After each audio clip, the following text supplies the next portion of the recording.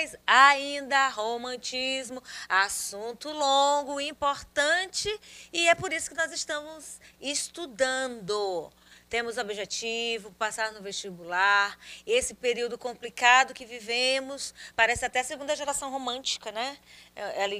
Um clima assim de tédio, muita presença de morte. Mas agora nós vamos passar dessa época, vamos para a terceira geração, né? Nessa linguagem do romantismo. Vamos falar do início da terceira geração, o contexto histórico sempre presente em toda a aula de literatura. Não tem como falar das produções literárias sem desconsiderar, ou sem considerar, não tem como fazer aula de literatura desconsiderando o contexto histórico. Temos que falar.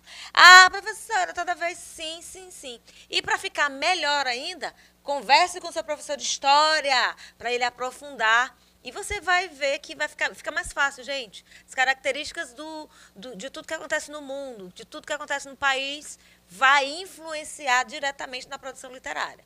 Características dessa época e os autores, os principais, tá bom? Mais uma vez, mais um poema, mais uma recitação. Acompanhem comigo. Amar e ser amado. Amar e ser amado, com que anelo, com quanto ardor este adorado sonho, acalentei meu delírio ardente por essas doces noites de desvelo.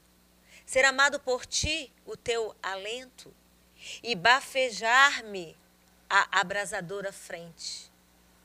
Em teus olhos mirar meu pensamento, sentir em mim tua alma ter só vida. Para tão puro e celeste sentimento.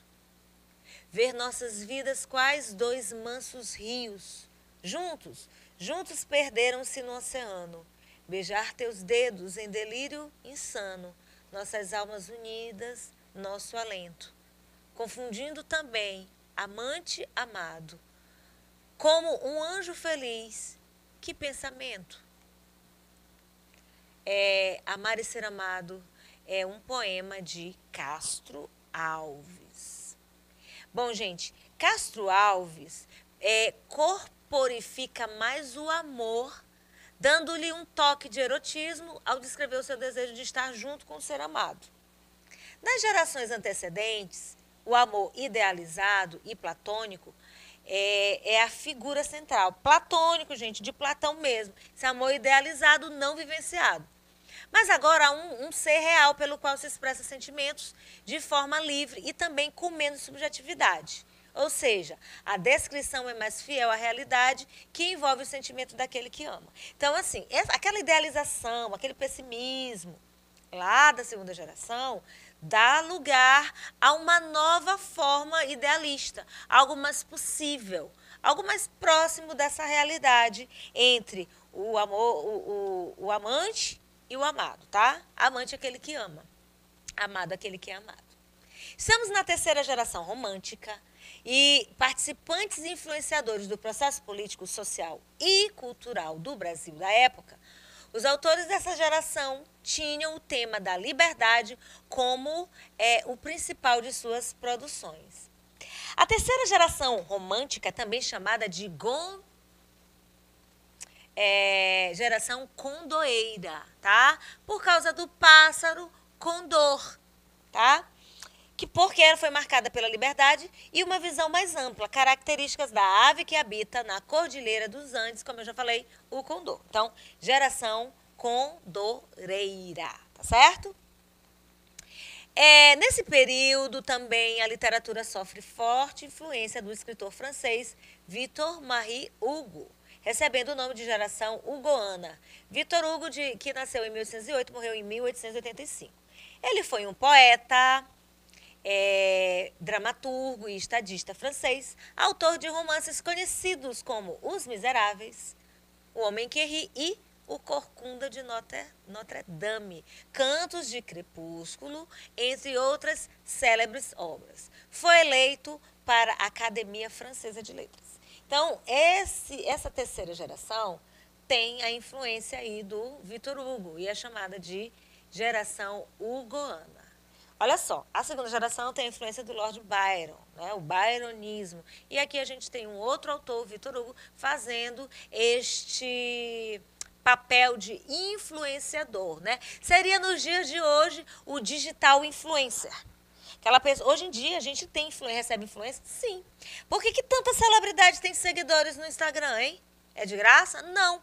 Porque as pessoas vão se identificando com determinadas situações, vão querendo determinadas coisas, vão gostando, vão acompanhando, olhando a vida. E se deixam, muitos se deixam levar por aquela celebridade, aquilo que ele faz, aquilo que ele gosta, né? Ele ou ela, dependendo do sexo. Então, naquela época, não tinha essas redes sociais de hoje, não tinha essas mídias. E eles se identificavam através da literatura, através dos livros. Hoje a gente tem um outro contexto, mas também somos influenciados e influenciamos. A construção do pensamento vai se dando através daquilo que eu já falei, aquilo que nós vamos estudando, o que vai acontecendo no mundo, as opiniões vão se formando. Hoje eu posso pensar de um jeito, amanhã eu posso pensar de outro. Hoje eu posso ter uma postura em relação a determinado assunto, amanhã eu mudar completamente, tá bom? Nessa fase, havia também uma busca pela identidade nacional, tá?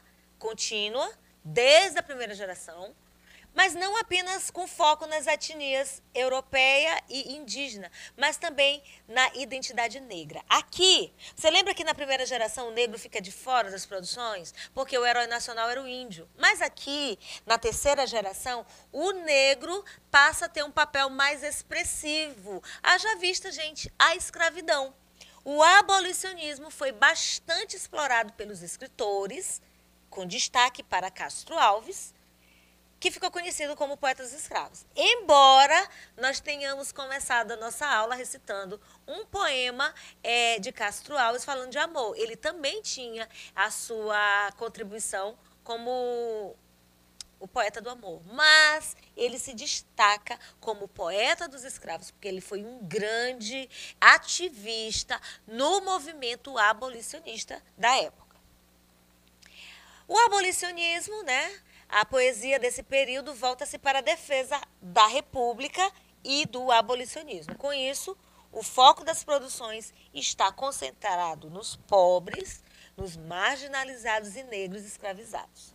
A negação do amor platônico e erotismo, bem diferente das gerações anteriores, a relação amorosa acontece de fato. Os autores dão forma e sensualidade à mulher, que anteriormente era vista como um ser intocável, angelical e impossível de ser alcançado. Agora a realidade é outra. A mulher passa a ser algo mais, não menos, algo mais ou menos. A mulher passa a ser algo mais próximo do homem. Esse amor passa a ser menos idealizado e mais vivido. Liberdade. Lembra do pássaro condor?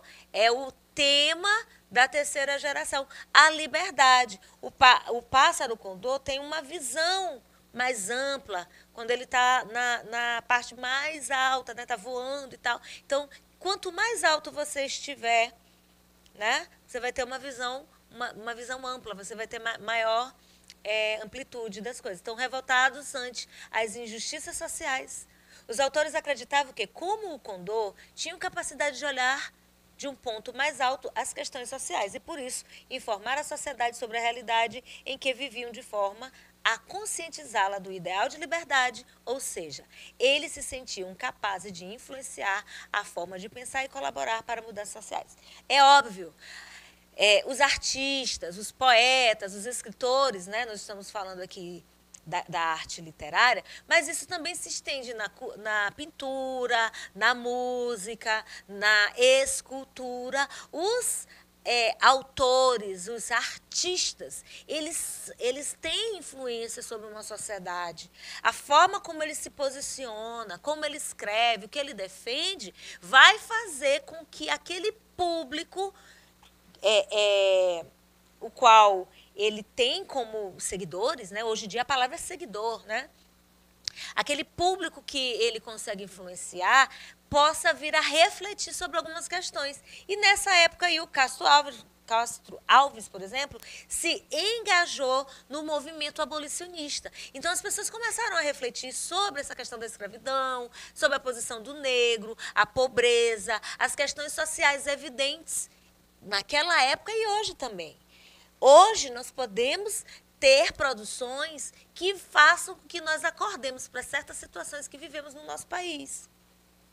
Olha só, a terceira geração é caracterizada pelo erotismo, pecado, abolicionismo, realidade social, negação daquele amor platônico defendido na geração anterior.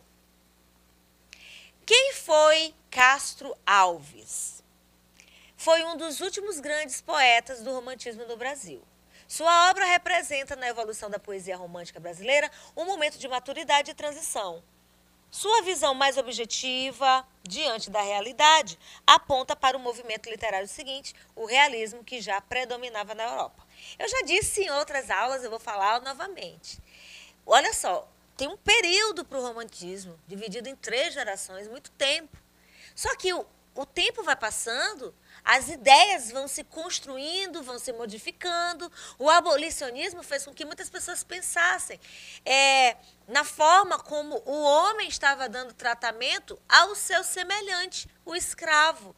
E a partir daí houve uma necessidade de se reconfigurar, de se ressignificar, de mudar a postura. Embora nos dias de hoje ainda haja, nós podemos acompanhar nos noticiários, ainda haja trabalho de escravidão, ainda haja pessoas que escravizam outras para trabalhar para si, para ter lucro, exploração, trabalho infantil. O que mais? Vamos lembrar de coisas que são denunciadas nos dias de hoje e é uma herança dessa época que é abolicionista. A questão da marginalização, a questão de grande parte da população negra ainda não ocupar espaços de trabalho, espaços de destaque na sociedade, em função de quê? Dessa herança. Herança aí. Quando se aboliu a escravatura, eles foram para onde? Eles tinham casa? Os negros tinham para onde ir? Muitos continuaram trabalhando nessa servidão, nesse trabalho escravo.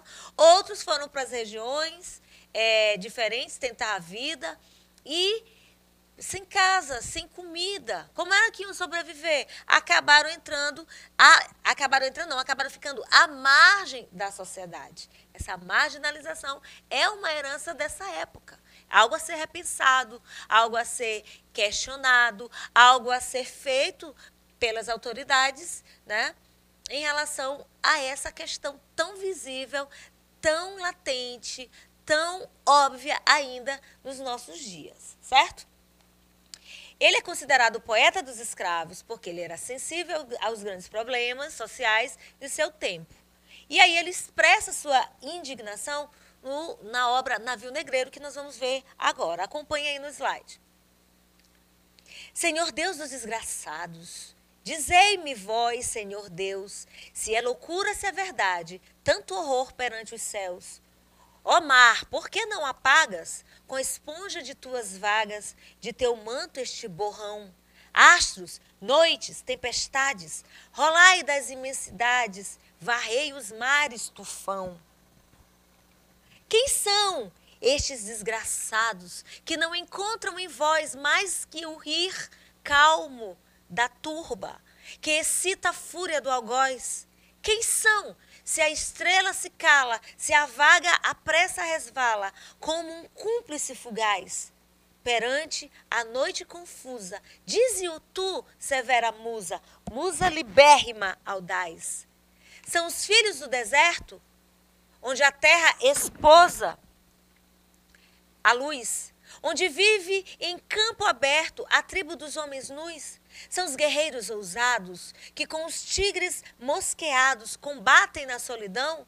Ontem, simples, fortes, bravos. Hoje, míseros escravos, sem luz, sem ar, sem razão.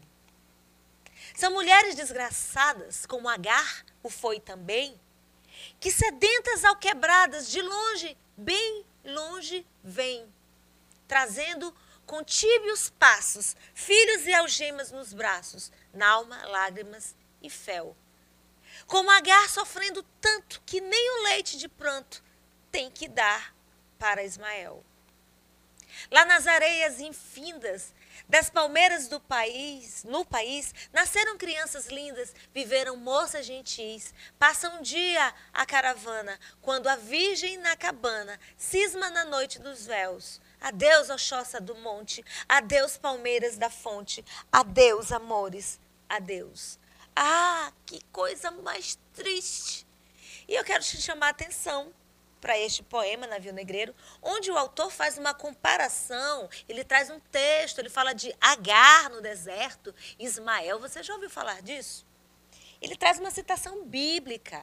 Agar era escrava de Sara, esposa de Abraão, o qual Deus fez uma promessa que ele seria pai de uma grande nação e lhe daria um filho na velhice, e deu. Só que não foi Ismael, foi Isaque. Ismael nasceu o primeiro filho da escrava e de tanto perturbar a paciência da sua senhora, a Sara, ela foi condenada. Teve que partir com o filho e lá no deserto ela achava que ela ia morrer. Por conta disso, ela clama a Deus e Deus a socorre. Nem Agar, nem Ismael morreram no deserto. Então o Castro Alves faz essa súplica, igual a Agar. Será que essas pessoas escravizadas nos navios tinham a sina de morrer ali? Ou elas seriam agraciadas com o milagre da parte de Deus? Tudo isso é bem simbólico no poema aí de Navio Negreiro de Castro Alves. Bem interessante essa simbologia, essa analogia de esperança, né?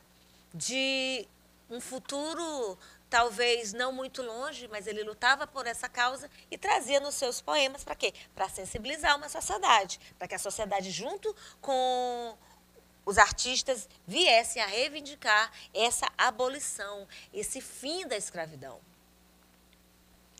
Aqui eu tenho um outro poema de Castro Alves, Teus olhos são negros, negros como as noites sem luar, são ardentes, são profundos como o negrume do mar. Sobre o barco dos amores, da vinda boiando a flor, douram teus olhos a fronte do gondoleiro do amor. Tua voz é cavatina dos palácios de Sorrento, quando a praia beija a vaga, quando a vaga beija o vento. E como em noite de Itália, ama um canto o pescador, bebe a harmonia em teus cantos, o gondoleiro do amor. Essa poesia representa um avanço por abandonar tanto o amor convencional e abstrato dos clássicos, quanto o amor cheio de medo e culpa dos primeiros românticos, tá bom? Agora falaremos de quem? De Sousandrade, escritor, poeta maranhense, merece a nossa homenagem, a nossa citação, muito influente na literatura brasileira. Sousandrade se preocupou em definir uma identidade não apenas do povo brasileiro, mas sim de todas as Américas. A sua poesia teceu duras críticas à escolha do dinheiro como sendo um novo Deus. Tem gente que idolatra o dinheiro. O dinheiro traz felicidade para muita gente, embora não seja bem essa a ideia real, mas tem muita gente que idolatra o dinheiro, está colocando ele acima de todas as coisas. E o Sousandrade faz essa crítica. Acompanhe aí comigo no slide.